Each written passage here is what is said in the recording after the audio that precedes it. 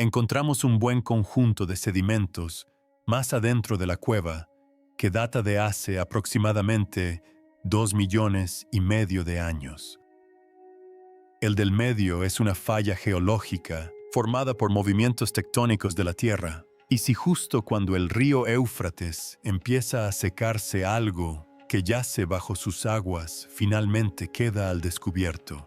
En este preciso instante, este antiguo río retrocede a un ritmo alarmante, dejando al descubierto una entrada excavada en la roca oculta bajo siglos de sedimentos. Pero esto no son solo ruinas. Los arqueólogos informan del descubrimiento de un complejo subterráneo, sellado, un templo con figuras humanas distorsionadas, grabadas y una advertencia que ha perdurado durante miles de años. No se debe molestar a los guardianes que se encuentran debajo. Durante generaciones, los lugareños han susurrado lo mismo: cuando el río se seca, algo enterrado comienza a emerger. Jesús advirtió que en los últimos días se revelarían cosas ocultas, que aparecerían señales no en un solo lugar, sino en toda la tierra. Entonces, si el río se está secando tal como lo describen las Escrituras, ¿qué debía permanecer oculto bajo él? Si este mensaje te resuena, deja un comentario abajo y comparte lo que sientes. Mantente firme en tu fe. No te quedes callado. Porque a veces el momento en que hablamos es el momento en que despertamos. El río Éufrates, otrora fuente de vida de civilizaciones antiguas, ahora retrocede a un ritmo innegable. Este río, que se extiende desde Turquía hasta Siria e Irak, sustentó la vida humana durante más de 10,000 años.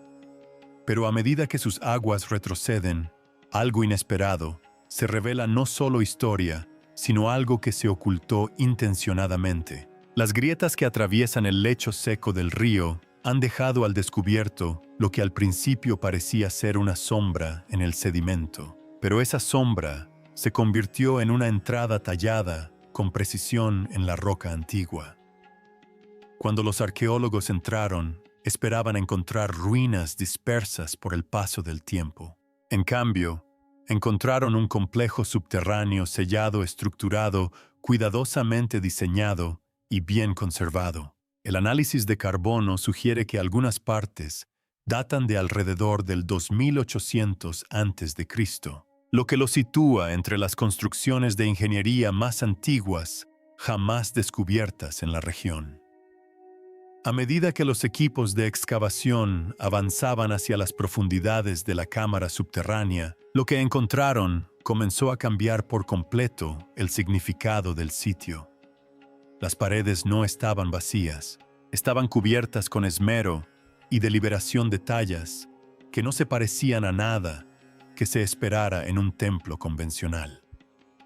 Figuras humanoides alargadas se extendían sobre la piedra, con extremidades anormalmente delgadas. Sus formas eran casi esqueléticas. Sus ojos parecían duplicados, superpuestos, como si vieran en más de una dimensión.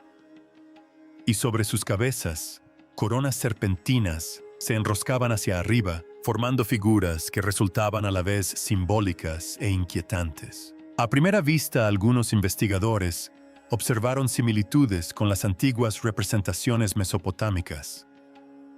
Figuras que recuerdan a los Anunnaki, los supuestos descendientes de Anu, quienes en las primeras civilizaciones se creía que gobernaban los cielos, la tierra e incluso el inframundo. En ciudades antiguas como Uruk y Babilonia, estos seres no eran temidos, sino venerados, considerados jueces gobernantes e intermediarios entre la humanidad y lo divino. Sin embargo, aquí la representación resulta diferente, como si lo que antes se veneraba se hubiera transformado en algo completamente distinto. Una advertencia preservada a través de milenios. Cuando el río retrocede, el ojo del enterrado se abre. Los aldeanos locales han repetido palabras similares durante generaciones, negándose a acercarse al lugar expuesto. Algunos afirman que el templo nunca debió ser descubierto. Para ellos nunca fue simplemente un sitio olvidado. Era un lugar que debía evitarse. Ahora, con las tallas completamente al descubierto, los investigadores comienzan a plantearse una pregunta que lo cambia todo. ¿Se trataba de un templo construido para el culto o de una estructura construida para contener algo? En la Biblia, no todo lo oculto está destinado a permanecer oculto para siempre. Hay momentos en que lo que está contenido se libera no al azar, sino en un momento determinado. Este patrón se repite en relatos como el de la atadura de las fuerzas espirituales, o incluso en la narración del diluvio, donde lo que antes estaba contenido bajo tierra fue liberado repentinamente. Al regresar a la excavación bajo el río Éufrates, cuando los equipos de excavación finalmente lograron atravesar la última capa de piedra compactada y entraron en lo que parecía ser la cámara más interna del templo, esperaban encontrar un santuario. Quizás se trataba de un altar o una plataforma ceremonial derrumbada.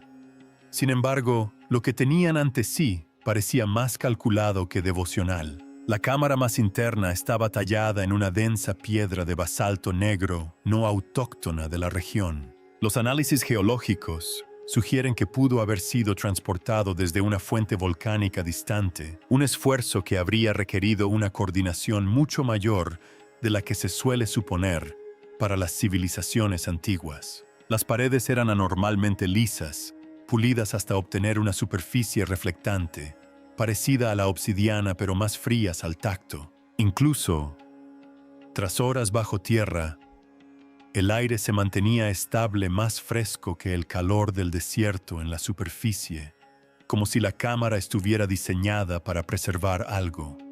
En el centro se alzaba un altar geométrico de ángulos precisos, flanqueado por dos pilares verticales con incrustaciones metálicas. Cuando se colocaron imanes cerca de estas líneas, se produjeron reacciones sutiles, lo que sugiere la presencia de materiales conductores ocultos en el interior de la propia piedra. Pero el detalle más sorprendente se descubrió mediante mediciones. Las proporciones de la cámara se alinean casi perfectamente con el ciclo de precesión axial de la Tierra, que es de aproximadamente 26.000 años. Esto no es simetría simbólica, es precisión astronómica. Toda la estructura parece estar calibrada al movimiento de los cielos. En el Salmo 19:1 está escrito: «Los cielos cuentan la gloria de Dios.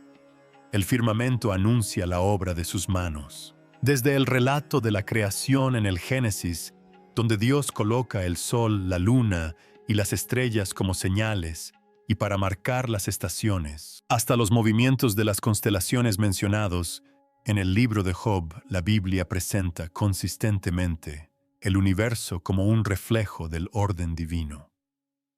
En un rincón de la cámara, surcos poco profundos tallados en la piedra formaban una red precisa que dirigía el líquido hacia un desagüe central. Esto no fue una erosión aleatoria, fue un diseño intencional. Cuando se analizaron las muestras, se detectó un alto contenido de hierro consistente con la sangre. Pero lo que más inquietó a los investigadores no fue solo el contenido, sino el patrón. La disposición sugería repetición, estructura y control. En la pared norte, los grabados profundizan el misterio. Filas de figuras arrodilladas miran hacia una entidad con cuernos que emerge del suelo, como si surgiera de debajo de la tierra misma. Sobre ellas, un diagrama celeste circular muestra dos y dos estrellas puntiagudas, a diferencia de los símbolos mesopotámicos conocidos. En las escrituras, el número 12 representa el orden divino, las 12 tribus de Israel, los 12 apóstoles. Pero aquí ese orden aparece imitado o distorsionado, y ese contraste importa, porque la Biblia traza una línea clara entre la adoración verdadera y la corrompida. Adoración. La humanidad siempre ha anhelado lo celestial, pero no todos los caminos conducen a Dios. En Génesis 4:10, Dios le dice a Caín: «La voz de la sangre de tu hermano clama a mí desde la tierra». Esto revela algo más profundo. La sangre inocente jamás se olvida. La tierra misma se convierte en testigo. Lo que se hace en secreto no se borra. Por eso cuando vemos una estructura donde parece que se ha derramado sangre repetidamente en la tierra, el significado se vuelve más profundo. No como prueba de algo sobrenatural, sino como reflejo de una verdad que se repite en las Escrituras: nada permanece oculto para siempre. Y quizás lo que revela esta cámara no sea solo una práctica antigua, sino un recordatorio de la línea que la humanidad nunca debió cruzar.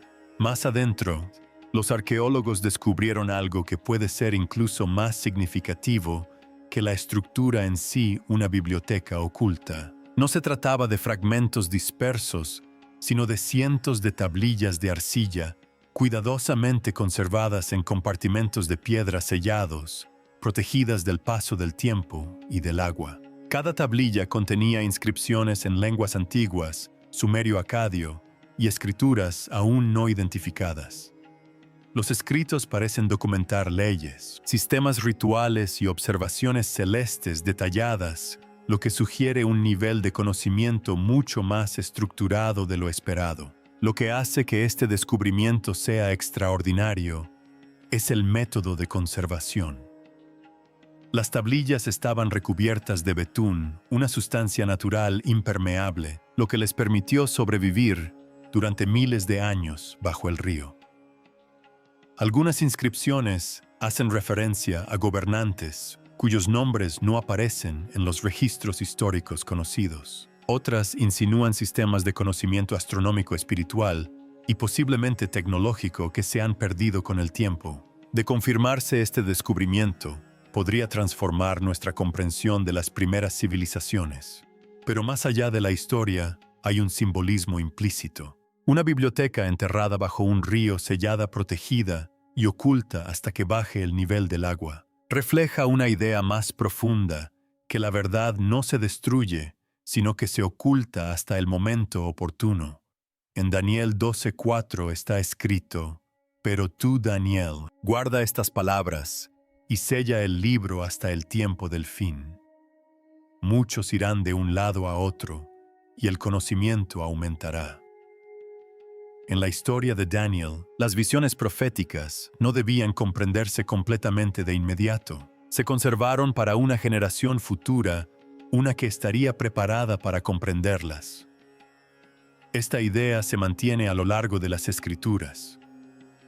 Hay momentos en que la verdad se revela, no porque aparezca de repente, sino porque ha llegado el momento. Así, cuando vemos emerger una biblioteca enterrada al secarse el río, se convierte en algo más que un descubrimiento arqueológico. Pero dentro de la excavación misma, el enfoque sigue siendo práctico. Los investigadores ahora catalogan, traducen y cotejan cada tablilla, tratando de separar la historia verificable de la especulación. Para ellos, la importancia no radica en sacar conclusiones precipitadas, sino en comprender qué representan realmente estos registros. Porque en esta etapa, el descubrimiento plantea más preguntas que respuestas. No sobre profecías, sino sobre cuánto de la historia humana permanece oculto. No muy lejos de la cámara funeraria y la biblioteca sumergida bajo el río Éufrates, los equipos de excavación descubrieron otra capa del pasado: cámaras funerarias selladas, ocultas bajo sedimentos compactados. No se trataba de tumbas comunes, eran tumbas reales. En su interior, los arqueólogos encontraron sarcófagos ornamentados, elaborados con precisión, que contenían ornamentos de oro, armas ceremoniales y coronas enjolladas. Los objetos elaborados con lapislázuli y cornalina, materiales asociados a la antigua realeza mesopotámica, apuntan a individuos de inmenso estatus y poder. Cada detalle sugiere que se trataba de gobernantes, que alguna vez fueron temidos, honrados y recordados, pero que ahora son completamente desconocidos. Aún se están estudiando algunas inscripciones grabadas en los muros de piedra y en los objetos funerarios. Si se logran traducir, podrían revelar nombres que han desaparecido de la historia documentada, reyes que gobernaron ciudades, comandaron ejércitos y forjaron civilizaciones, para luego ser borrados por el paso del tiempo. Estas tumbas contrastan silenciosamente con todo lo que hay sobre ellas. Poder, riqueza, influencia, todo cuidadosamente preservado en la muerte, pero nada de ello quedó a la vista. Dinastías enteras reducidas al silencio bajo tierra. En Eclesiastés 5:15 está escrito: como salió del vientre de su madre desnudo volverá, y nada se llevará de su trabajo. El versículo alude directamente a la ilusión de permanencia. No importa cuán grande llegue a ser un rey, no importa cuánto acumule, nada de ello lo acompaña más allá de la tumba. Existe un poderoso paralelismo bíblico en la historia de Nabucodonosor II, uno de los más grandes gobernantes de la antigua Babilonia. En la cúspide de su poder se erigió sobre su reino y proclamó su propia grandeza.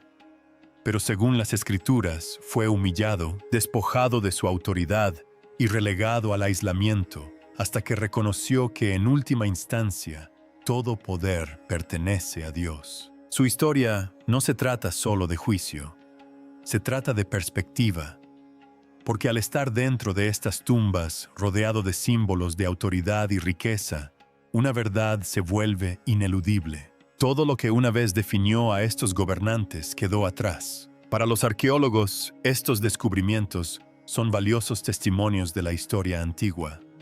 Cada artefacto aporta detalles a una civilización que aún intentamos comprender.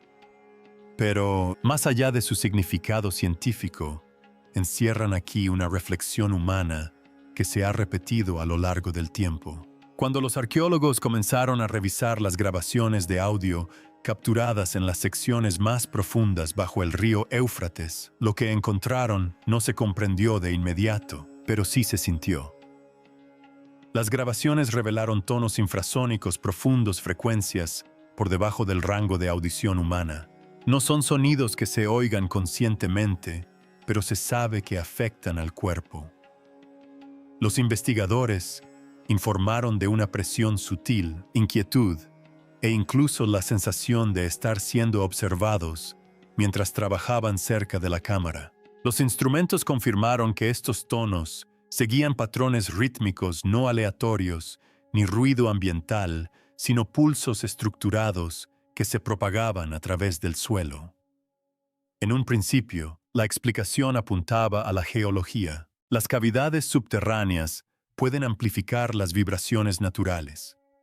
Los cambios de temperatura, las variaciones de presión y la densidad de las rocas pueden producir resonancia de baja frecuencia. Sin embargo, a medida que se analizaban múltiples grabaciones, algunos investigadores comenzaron a describirlo de manera diferente. Algo que se esconde bajo la superficie, que se repite, que cicla, que responde. Lo que hace que este descubrimiento sea significativo no es solo el sonido en sí, sino lo que representa. Durante la mayor parte de la historia de la humanidad, fenómenos como este habrían pasado completamente desapercibidos.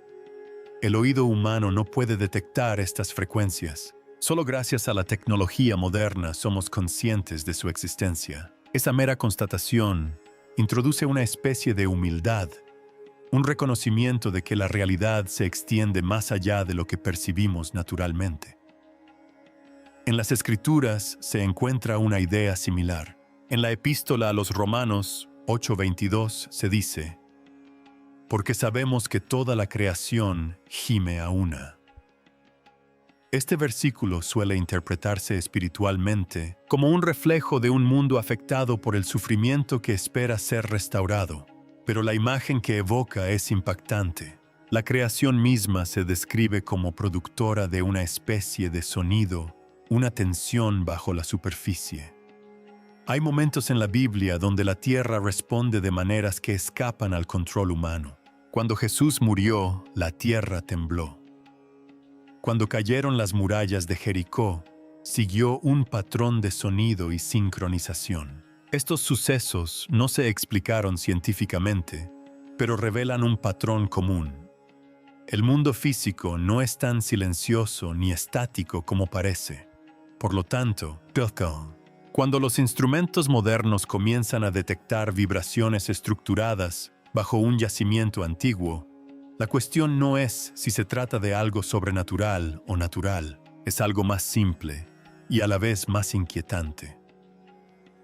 Cuánto de lo que sucede a nuestro alrededor siempre ha estado ahí solo, que antes no teníamos la capacidad de oírlo, y ahora que podemos. ¿Qué es exactamente lo que estamos escuchando? A medida que continúa la investigación bajo el río, lo que comienza a emerger no es solo una estructura, sino una convergencia. La geometría, la acústica, la alineación celeste y el diseño ritual están presentes dentro del mismo espacio confinado. Cada elemento, cuando se estudia por separado, puede explicarse. Los pueblos antiguos observaban las estrellas, comprendían la resonancia del sonido, desarrollaron sistemas simbólicos ligados a ciclos y estaciones. Pero aquí estos elementos no están separados, están integrados, superpuestos, con una precisión que sugiere una intención que va más allá de la función aislada. La cámara se alinea con los ciclos celestes. Las paredes responden a las frecuencias sonoras. El suelo canaliza la materia en patrones controlados. Las tallas representan seres que emergen desde abajo, y las inscripciones advierten de algo que no debe ser perturbado. Individualmente, estos detalles apuntan a un conocimiento avanzado. En conjunto forman un patrón de sincronización, un patrón de control, un patrón de contención. Y ese patrón evoca algo profundamente familiar en las Escrituras. En la segunda epístola a los tesalonicenses, 2:7 se habla de algo que se mantiene contenido, retenido hasta el momento en que se permite su revelación. El texto no describe una estructura ni un lugar, sino un principio que no todo se desarrolla de inmediato, que existen fuerzas, eventos y realidades que aún no se han liberado. Esta idea aparece una y otra vez a lo largo de la historia bíblica. En tiempos de Noé, la tierra llegó a un punto en que su corrupción se describió como total. Sin embargo, el diluvio no llegó de inmediato. Hubo un período de advertencia, de preparación. El arca se construyó con el tiempo. El momento de la liberación, el romperse de las aguas, llegó solo cuando llegó el momento señalado. En la historia de la Torre de Babel, la humanidad intentó unificar el conocimiento, el lenguaje y la ambición en un solo acto para trascender sus límites. La estructura en sí no era el problema, era la intención que la impulsaba. Y en respuesta a ese sistema unificado, fue restringido, disperso e interrumpido. Luego está la historia del rey Salomón. Según las Escrituras, a Salomón se le concedió una sabiduría superior a la de cualquier otro gobernante. Construyó el templo de Jerusalén con medidas, proporciones y materiales precisos que reflejaban las instrucciones divinas. Sin embargo, tradiciones e interpretaciones posteriores sugieren que el conocimiento en sí mismo conlleva responsabilidad, que comprender la estructura del mundo, su orden, sus patrones, no conduce automáticamente a la alineación con Dios. También puede dar lugar a un mal uso. Esta tensión recorre toda la narrativa bíblica. A la humanidad se le otorga la capacidad de observar los cielos. En el Génesis, las estrellas se describen como señales e indicadores de las estaciones. En el libro de Job, las constelaciones se nombran y describen como parte de la creación de Dios. Los cielos deben comprenderse, pero no controlarse. Sin embargo, una y otra vez, hay momentos en que esa línea se difumina. Cuando el conocimiento, el poder y la intención comienzan a superponerse. Así pues, cuando se descubre una estructura que parece combinar alineación celeste, respuesta acústica, imágenes simbólicas y contención física, surge una pregunta que no es fácil de resolver. ¿Era un lugar de observación o de interacción? ¿Fue construido para reflejar el orden de la creación o para interactuar con algo que la trasciende? Porque a lo largo de las Escrituras, la idea de la moderación no se refiere a la limitación, sino al momento oportuno. Hay momentos en que las cosas se retienen no porque no existan, sino porque el mundo aún no está preparado para ellas. Y si ese principio es cierto, si existen cosas bajo la superficie, alineadas con ciclos que apenas comprendemos, estructuradas, de maneras que reflejan tanto conocimiento como intención, entonces el descubrimiento de un lugar así no solo apunta al pasado, comienza a presionar contra algo que aún se está desarrollando. Lo que se desarrolla bajo el río Éufrates ya no es un hecho aislado. En todo el mundo comienzan a aparecer patrones similares. A medida que se intensifican las condiciones de sequía, los ríos retroceden y los niveles de agua descienden. Se están dejando al descubierto antiguas estructuras en lugares que antes se creían completamente conocidos. En la India, complejos de templos sumergidos han emergido a lo largo de las riberas secas de los ríos. En algunas zonas de China están resurgiendo formaciones de piedra enterradas hace mucho tiempo y asentamientos olvidados. Incluso en Europa, las fluctuaciones del nivel del agua han revelado restos de caminos cimientos y pueblos enteros que permanecieron ocultos bajo lagos y ríos durante siglos. Desde una perspectiva científica, estos descubrimientos no resultan inesperados. Los ciclos climáticos cambian los niveles de agua, suben y bajan, y las transformaciones geológicas dejan al descubierto lo que antes estaba enterrado. Los investigadores señalan los patrones ambientales, la sequía, el calor y la variación climática a largo plazo como la principal explicación.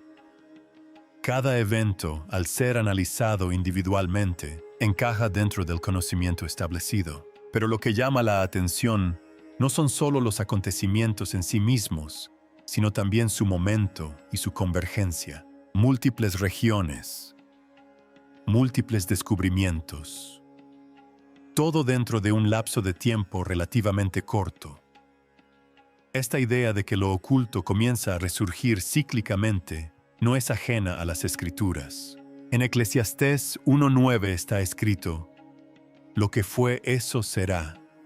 Lo que se hizo, eso se hará. No hay nada nuevo bajo el sol. Esto no es una afirmación sobre la repetición sin sentido. Es una reflexión sobre patrones y ciclos que se repiten a lo largo de la historia, alineando pasado y presente. Lo que existió no desaparece por completo. Un patrón similar se observa en la historia del Éxodo. Durante generaciones, el pueblo de Israel vivió en Egipto y su identidad fue moldeada por el tiempo, las dificultades y el silencio. Su historia parecía enterrada en una tierra extranjera, pero en el momento preciso lo que había permanecido oculto, su identidad, su vocación, salió a la luz. El Mar Rojo mismo, una barrera de agua, se abrió no solo como un milagro, sino como una revelación. Se abrió un camino donde antes no existía. En las Escrituras, el agua a menudo oculta hasta que se revela. En la historia de Moisés, su vida comienza oculta en el río entre los juncos, pero en el momento adecuado es sacado levantado y se convierte en el que guía a otros a través del agua hacia la libertad.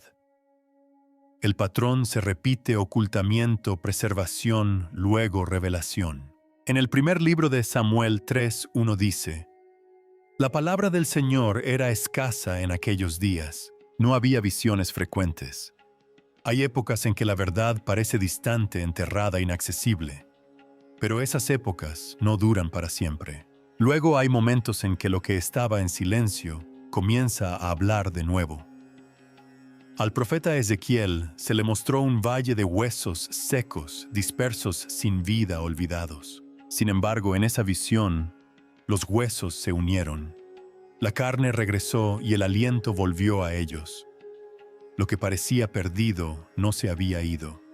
Estaba esperando. Estas historias no tratan sobre arqueología. Se trata de una cuestión de oportunidad. Así que cuando emergen estructuras de debajo de los ríos, en diferentes partes del mundo, la pregunta no es simplemente qué son, sino ¿por qué ahora? Porque la historia no siempre avanza en línea recta. A veces da vueltas, a veces descubre lo que quedó atrás. Y a veces trae el pasado al presente de maneras que no se comprenden de inmediato. El río Éufrates no es solo un río geográfico, es un río entretejido en la memoria más antigua de la humanidad. En el libro del Génesis, 2.14 se la nombra como uno de los 4 ríos que fluyen desde el Edén, un lugar no solo de origen, sino de orden, donde la humanidad caminó por primera vez en armonía con Dios. En ese contexto, los ríos no eran barreras, sino vida, dirección y estructura, dividiendo la tierra y sustentándola. El Éufrates se alzaba en el límite de ese comienzo, marcando tanto la provisión como la frontera. Las fronteras importan en las Escrituras. Cuando Dios colocó a Adán en el jardín, existía la libertad, pero también un límite que no debía cruzarse. El conocimiento del bien y del mal no estaba oculto, pero sí restringido. Y cuando se quebrantó ese límite, la consecuencia no fue la destrucción inmediata, sino la separación. Un proceso gradual que cambió el curso de la historia humana. A partir de ese momento, la historia de la humanidad se convierte en un alejamiento del Edén y un anhelo de regresar. El Éufrates reaparece no en un lugar de inocencia, sino en un mundo moldeado por reinos, imperios y poder. Se convierte en una línea divisoria entre naciones, una frontera estratégica en las guerras, un lugar donde las civilizaciones surgen y caen. En Josué 1.4 se describe como parte de la tierra prometida a Israel, que se extendía desde el desierto y el Líbano hasta el gran río Éufrates. Aquí el río representa la expansión, la herencia y el cumplimiento de un pacto. Pero la historia demuestra que lo que se da también se puede perder.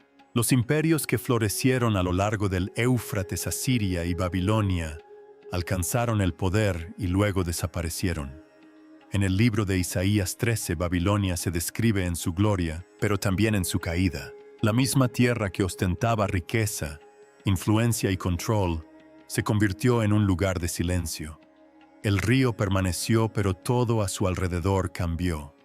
En el libro de Apocalipsis 16:12, el Éufrates vuelve a aparecer, pero esta vez en un contexto muy diferente. Ya no es fuente de vida, ni frontera entre reinos. Se convierte en algo que se retira. Sus aguas se secan, preparando el camino para lo que viene después. Las imágenes no son detalladas, pero son intencionadas. Un río que antes marcaba el comienzo ahora forma parte de una transición.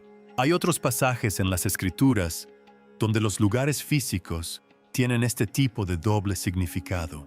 El río Jordán, por ejemplo, no es solo agua, sino un punto de cruce.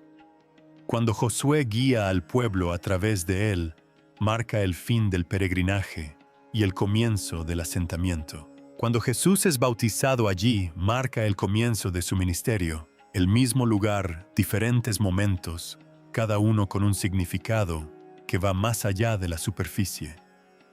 Así, cuando el Éufrates comienza a cambiar, cuando sus aguas retroceden y su lecho queda al descubierto, atrae naturalmente la atención, no solo por lo que se revela, sino por lo que representa el río.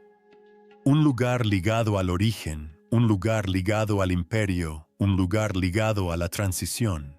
Esto no significa que cada evento físico cumpla una profecía específica. Las Escrituras no exigen ese nivel de certeza, pero sí muestran que ciertos lugares, ciertos patrones y ciertos momentos conllevan significados complejos a lo largo del tiempo. Y cuando esos significados comienzan a superponerse, cuando un río asociado con comienzos y finales empieza a cambiar de forma visible, surge una pregunta diferente, no solo sobre lo que le sucede al río, sino sobre el lugar que ocupa este momento dentro de una historia mucho más amplia. En esta etapa, ninguna evidencia confirmada apunta a que algo sobrenatural se libere o contenga bajo el río Éufrates. Las explicaciones científicas siguen siendo sólidas y consistentes. Cambios geológicos, sequías, provocadas por el clima y exposición natural de estructuras enterradas. cada elemento, tomado individualmente, puede comprenderse. Sin embargo, al observarlos en conjunto, la estructura, la cronología, el simbolismo, la sensación de convergencia empieza a ser menos de coincidencia. No es una prueba, sino un patrón. Y a lo largo de las escrituras, el significado suele comenzar con un patrón. En Habacuc 2:3 dice: porque la visión es para un tiempo señalado. Aunque tarde, espérala, porque sin duda vendrá. Esto habla de acontecimientos que no surgen al azar, sino que se desarrollan cuando les corresponde, ni antes ni después. Hay un momento similar en la vida de José. Vendido a Egipto, olvidado en prisión, su historia parecía enterrada, oculta bajo años de silencio. Pero justo en el momento en que se necesitaba interpretación, cuando el faraón tuvo un sueño, trajeron a José. Lo que había permanecido oculto no se había perdido. Simplemente esperaba el momento oportuno para ser revelado. El mismo patrón se repite en la historia del rey Ezequías. Ante una amenaza abrumadora, el tiempo mismo pareció alterarse y la sombra en el reloj de sol retrocedió. No se trata de alterar el orden, sino de confirmar que en las Escrituras el tiempo no solo se mide, sino que se dirige. Incluso la vida de Juan el Bautista sigue este ritmo. Vivió en la oscuridad, en el desierto desconocido, para la mayoría, hasta que llegó el momento en que se necesitó su voz. De repente, lo que había permanecido oculto salió a la luz, preparando el camino para lo que vendría después. Estas historias no describen arqueología, sino el momento preciso, instantes en que algo que había permanecido oculto durante mucho tiempo se hace visible. No porque surja de repente, sino porque ha llegado el momento. Así, cuando emergen estructuras, cuando se alinean patrones, cuando surgen descubrimientos en diversas regiones y disciplinas, la cuestión no tiene por qué derivar en especulación. Puede permanecer aquí sin preguntarse qué se está desatando, sino si estamos presenciando un momento en que algo largamente enterrado simplemente sale a la luz. Hay un patrón constante que recorre silenciosamente las Escrituras, no a través del ruido, sino a través del descubrimiento. No a través del caos repentino, sino a través de momentos en que lo oculto se hace visible en el momento oportuno. En el Evangelio de Lucas 8:17 está escrito: porque nada hay oculto que no haya de ser revelado, ni nada secreto que no haya de ser conocido o sacado a la luz. Esto no es una advertencia de miedo, sino un principio de verdad. Lo que está enterrado no permanece enterrado para siempre. Jesús mismo habló en claves. En el Evangelio de Mateo 24:33 dijo: cuando veáis todo esto, sabed que está cerca a las puertas. No una sola señal, no un solo acontecimiento, sino una conjunción de eventos. Esta idea aparece mucho antes del Nuevo Testamento. En el libro de Esther, toda una historia se desarrolla entre bastidores. Dios nunca es nombrado directamente, pero cada acontecimiento se alinea, el momento oportuno, la posición, la decisión, hasta que lo que estaba oculto se hace evidente. Una amenaza surge silenciosamente y con la misma sigilosidad queda al descubierto, no por la fuerza, sino por el momento oportuno. Luego está la historia de David. Antes de ser rey, era invisible pastoreando en los campos, incluso ignorado por su propia familia. Sin embargo, cuando llegó el momento, fue llamado. Lo que estaba oculto no fue olvidado. Se conservó, y en el Evangelio de Marcos 4:22 dice: porque todo lo que está oculto debe ser revelado, y todo lo que está encubierto debe ser descubierto. De nuevo, no fue casualidad, sino intención. Así pues, cuando observamos lo que está sucediendo, las estructuras que emergen, los patrones que se alinean, las preguntas que surgen en la Biblia, no exige una conclusión. invita a la reflexión, porque la historia, según las Escrituras, no se desarrolla en acontecimientos aislados. Se mueve siguiendo patrones que se repiten, revelan y apuntan hacia adelante al mismo tiempo. Por lo tanto, la pregunta sigue siendo, si esta estructura nunca estuvo destinada a ser descubierta, ¿por qué se está revelando ahora si el Éufrates conecta el principio y el fin? ¿En qué punto de esa historia nos encontramos? Y si la historia realmente se mueve en ciclos, ¿estamos presenciando un descubrimiento o un momento crucial? Si has llegado hasta el final, gracias por ver el video. Y si algo de este mensaje te ha impactado, no lo ignores.